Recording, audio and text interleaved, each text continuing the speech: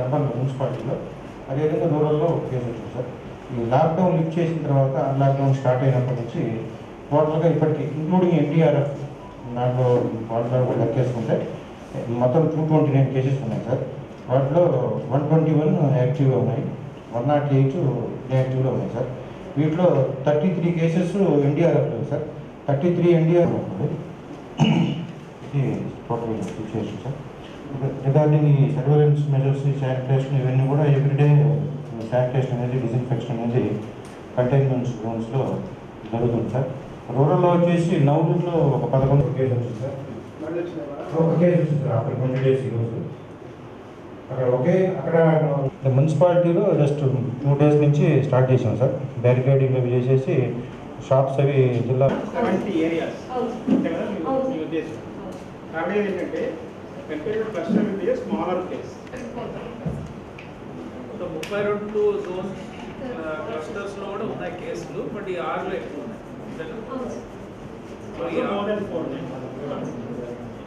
So ఈ 6 how are they different from other wards? ఈ 6లో ఏంటి ఏదైనా అనాలిసిస్ చేశారు? ఎవరు ఎక్కువ ఉంటారు, వాళ్ళు ఎవరు, పీపుల్ ఎవరు, what is the density of population, details ఇస్తే వాళ్ళు గైడెన్స్. ఓకే, ఇది సర్వేలెన్స్ చేశారా? కేటగిరీస్ ఉన్నాయి కదా? ఉన్నాయి సార్. మీ మెడికల్ ఆఫీస్లో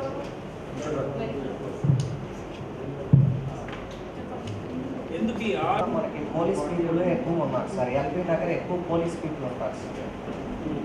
తర్వాత మన కోకరావు కాలనీ అని ఉంది సార్, అక్కడ కూడా ఎక్కువగా ఎన్డీఆర్ఎఫ్ పోలీస్ పీపులే ఉంటారు సార్.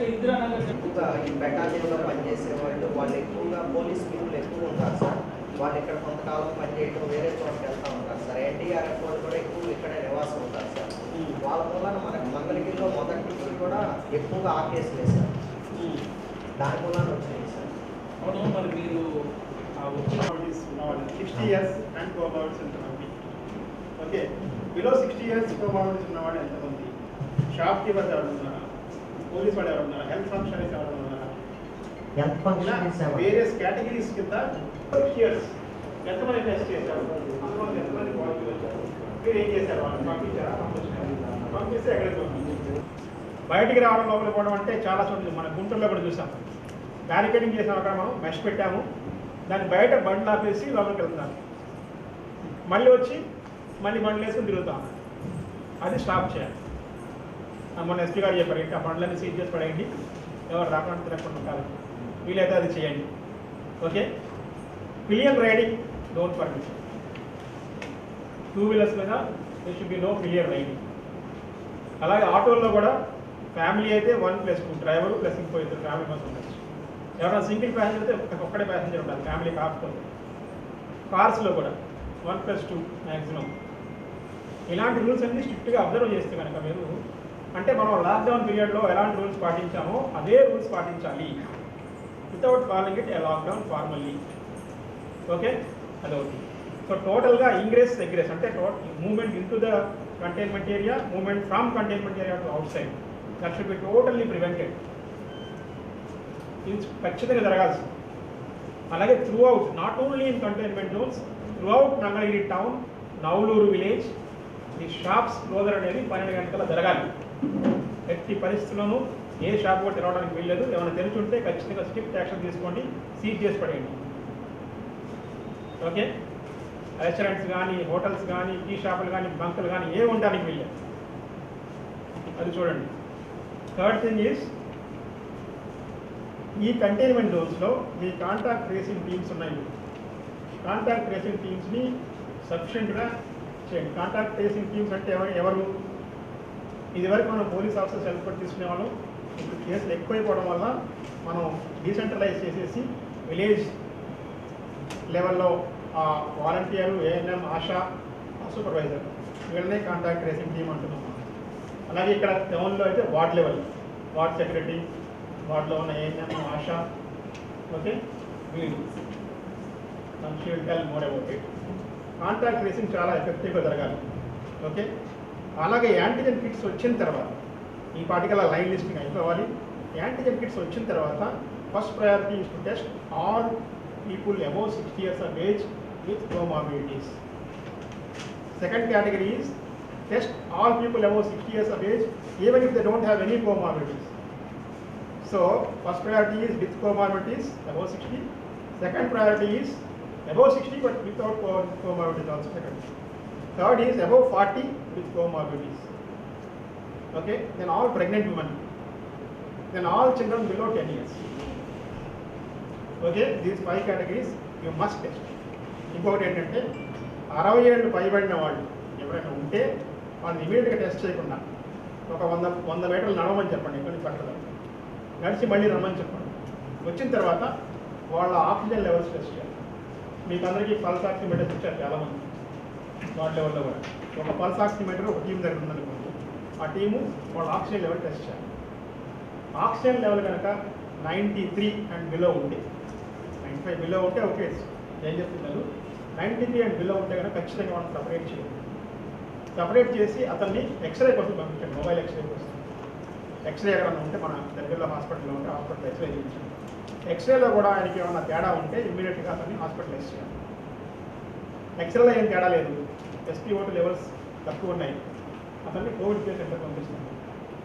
ఓకే, సో ఇక్కడ అసిమ్టమాటిక్ కేసెస్ అన్నిటినీ కూడా యాంటీజెన్స్లో టెస్ట్ చేయాలి.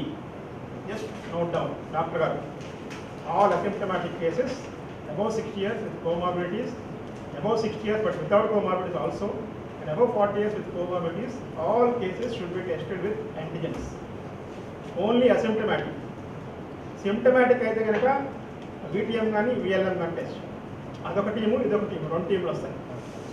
ఒక అతను VTM క్యారీ చేస్తాడు, ఒక అతను ఏమో యాంటీజెన్ కిట్స్ క్యారీ చేస్తాడు.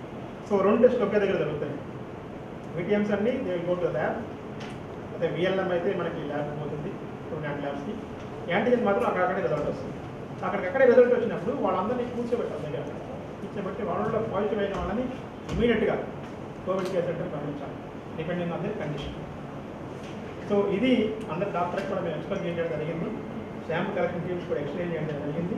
కాబట్టి ఇది మాత్రం ఖచ్చితంగా మనం జరగాలి. ఓకే, మాస్క్ వేరింగ్ అనేది ఎన్ఫోర్స్మెంట్ జరగాలి. ప్రతి వాళ్ళు కూడా బయటకు కనపడిన ప్రతి వాళ్ళు మాస్క్ వేసుకునే ఉండాలి. మాస్క్ వేసుకుంటే వాళ్ళని వాళ్ళు ప్రొటెక్ట్ చేయడమే కాకుండా హెల్త్ వాళ్ళని కూడా ప్రొటెక్ట్ చేస్తారు. So it is not only మంది స్ప్రెడ్ని బాగా తగ్గించాలి.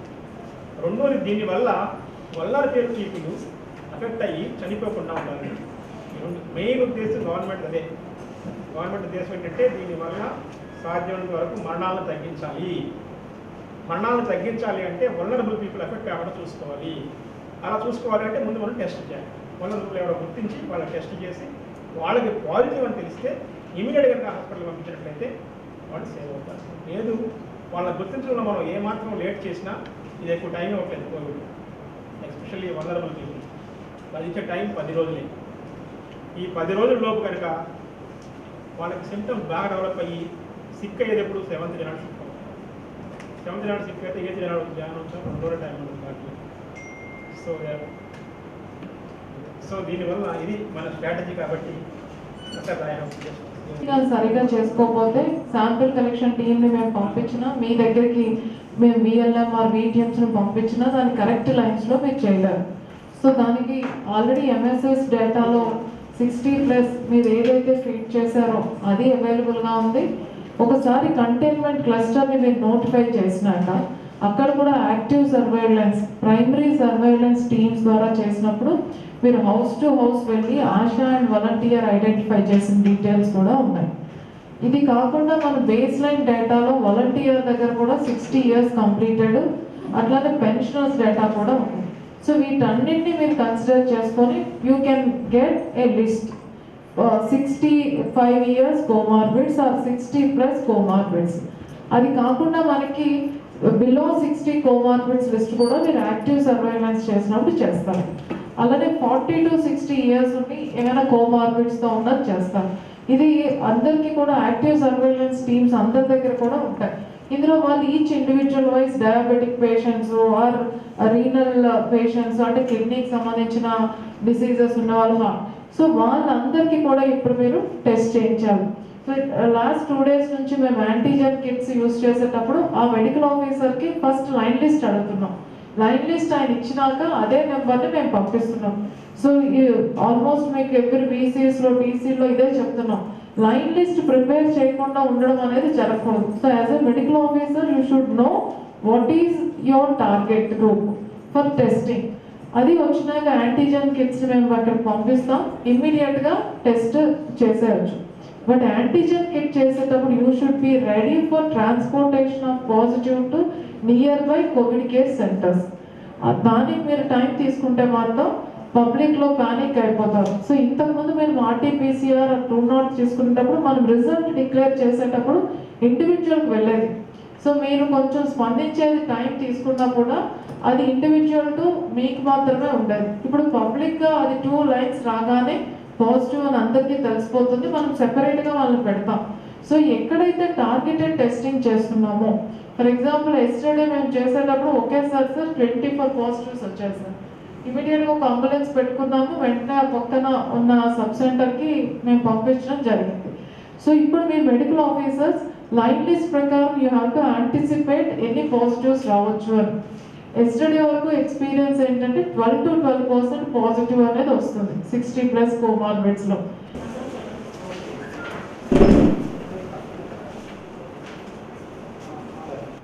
రెడీగా పెట్టుకొని నియర్ బై 666 మేము పంపించాల్సి ఉంటుంది.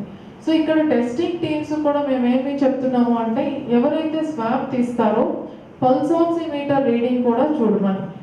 సో ఇప్పుడు ఒక వీరో బస్ కానీ లేకపోతే ఒక టెస్టింగ్ టీం పంపిస్తే వాళ్ళే చేసుకుంటారు కదా అని మెడికల్ ఆఫీసర్స్ విడిచిపెట్టడానికి వీల్లేదు.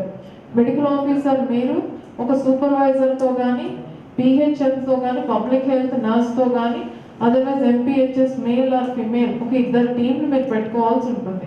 సో టార్గెటెడ్ గ్రూప్ టెస్టింగ్ అయిపోయిన వెంటనే పల్స్ ఆక్సిమీటర్ రీడింగ్ కూడా మీరు తీసుకుంటే ఎవరిని మనం ఇమ్మీడియట్గా హాస్పిటల్కి షిఫ్ట్ చేయాలి, ఎవరిని కోవిడ్ కేర్ సెంటర్కి తీసుకెళ్ళొచ్చు అనే క్లారిటీ వస్తుంది. సో పల్స్ ఆక్సిమీటర్ ఇక్కడ పాజిటివ్ అయ్యి పల్స్ ఆక్సిమీటర్ రీడింగ్ 94 కన్నా తక్కువగా ఉంటే మీరు ఇమ్మీడియట్గా వాళ్ళని కోవిడ్ హాస్పిటల్కి పంపించాల్సిందే.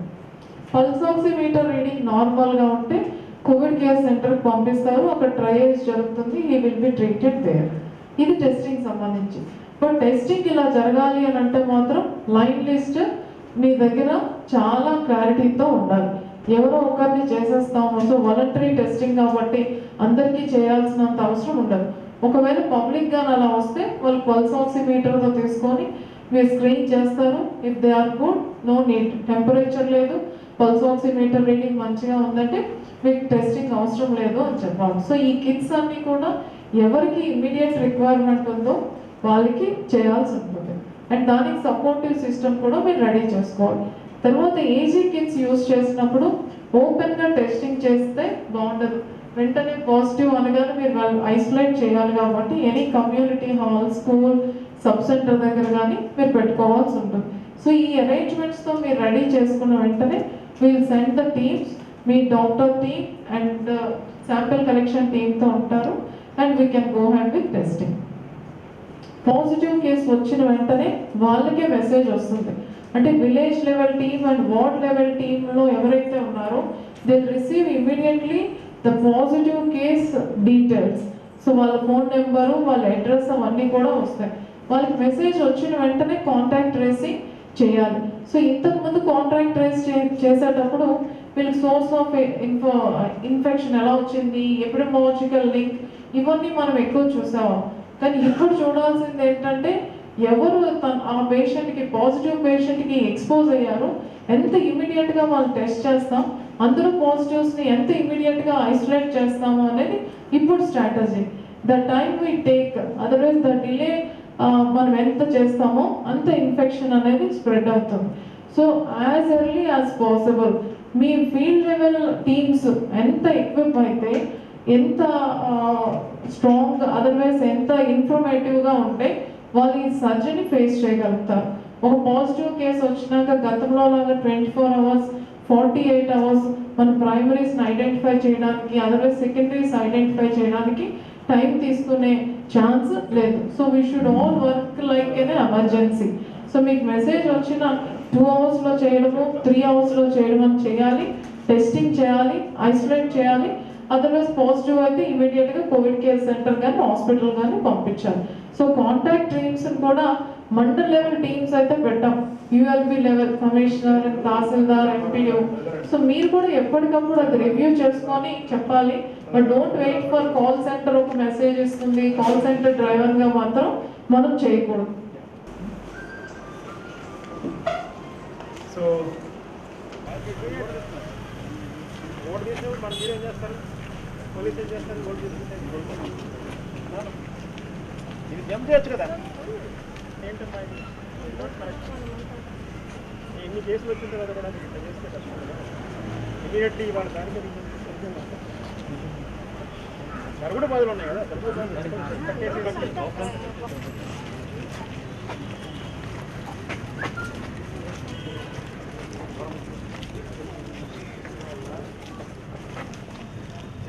ఇక్కడ ఎన్ని వచ్చాయి కేసెస్? ఎంత వాడు చేస్తే మనం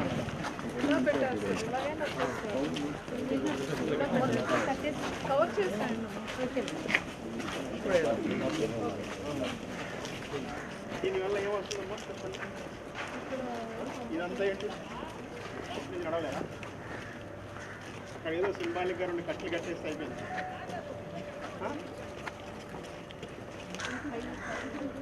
అక్కడ ఏం అదే ఇది చేసి కట్టాలి కదా. దీనివల్ల మీరు ఎవరు ఆపగలరమ్మా? ఎవరు ఇటు నుంచి అటు వెళ్ళడానికి ఉండకూడదు, అటు నుంచి ఇటు రావడానికి ఉండకూడదు. అది బ్యారికేడింగ్ అంటే అర్థం.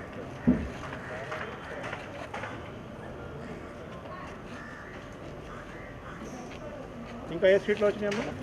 ఈజీగా అటు నుంచి ఇటు క్రాస్ చేయవచ్చు. ఏంటి లాభం అక్కడ కట్టడం వల్ల? నాకు అర్థం కాదు.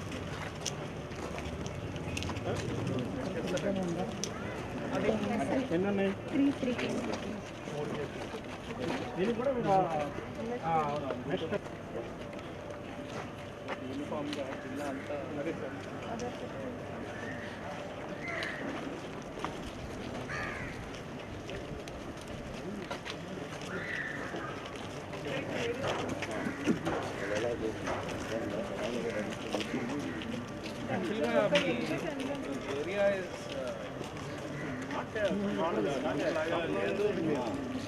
ఏరియా లేదు, కోస్టల్ మున్సిపల్ ఏరియా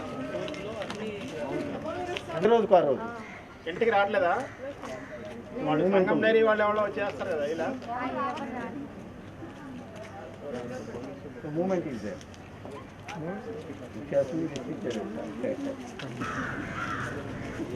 రాజధాని అన్నట్టు కొంచెం ఎక్కువ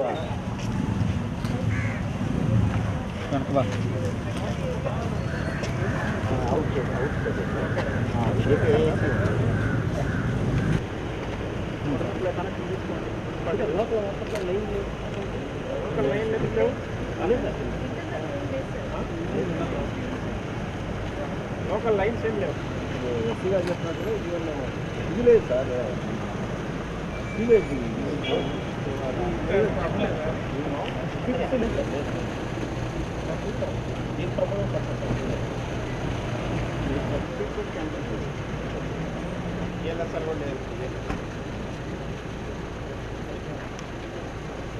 జనాలైతే నాన్ రెస్పెక్టెడ్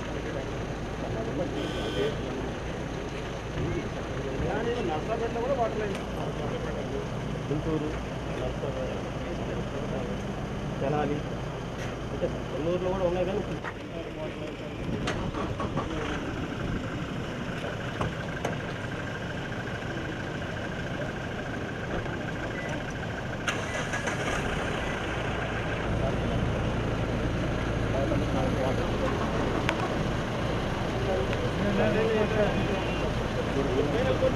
గొడుగు తీసిన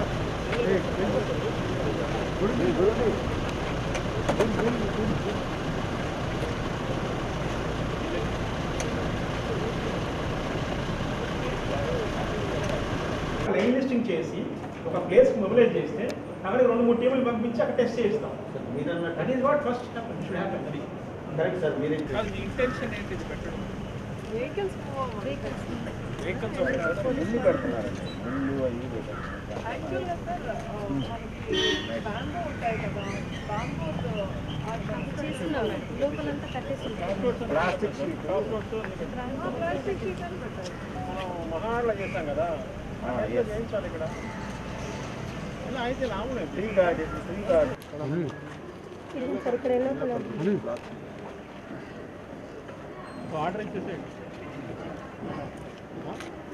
municipal engineers like new all places.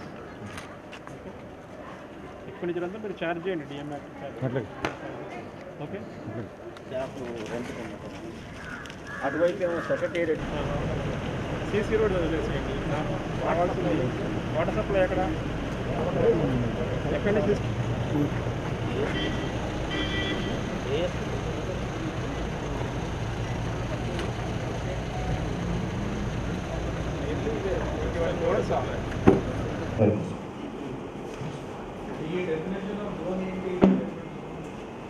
Containment zone అంటే సార్ మామూలుగా మొదటంతా 200 మీటర్స్ పెట్టాం సార్. ఇప్పుడు ఎక్కడైతే అందరూ బయట ఉన్నారు, వీళ్ళు మీరు ఇప్పుడు కంటైన్మెంట్ చేసి ఏమి ఇవ్వలేదు అనుకోండి. సారీ సార్, అట్లేం లేదు సార్. ఇవాళ కూడా బెంగళూరు లాక్డౌన్కి వెళ్ళాం సార్. బెంగళూరు అంటే Bengaluru city 1 week lockdown.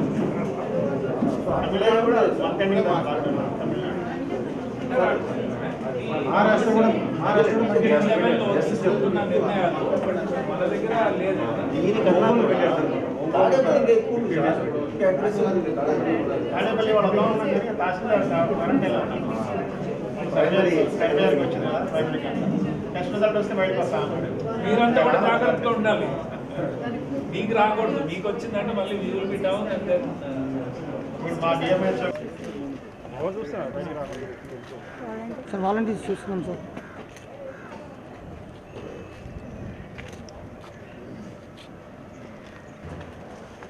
Madhu centre నుంచి ఫోటో